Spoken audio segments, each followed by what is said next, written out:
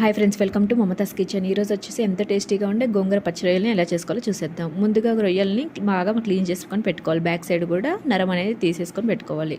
ఒక పిరికెడు గోంగూర తీసుకొని బాగా ఫ్రై చేసుకొని ఫ్రై అయిన తర్వాత ఒక గిన్నెలోకి పక్కకు తీసుకోండి. అదే ప్యాన్లో కొద్దిగా ఆయిల్ పోసుకొని కొంచెం జీలకర్ర, మనం కట్ చేసి పెట్టుకున్న పచ్చిమిర్చి, ఆనియన్స్ నిలువుగా కట్ చేసి పెట్టుకోవాలి. పచ్చిమిర్చిని ఫ్రై చేసుకోండి. అందులోనే పసుపు యాడ్ చేసుకోవాలి.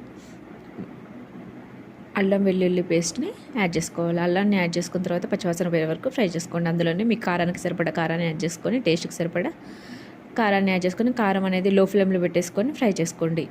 మనం కడిగి పెట్టుకున్న రొయ్యల్ని యాడ్ చేసుకొని బాగా కారం పట్టే వరకు ఫ్రై చేసుకోండి. కారం అంతా రొయ్యలకు పట్టే వరకు ఫ్రై చేసుకోండి. అందులోనే మీకు టేస్ట్కి సరిపడా సాల్ట్ వేసి చేసుకొని ఫ్రై చేసుకోండి.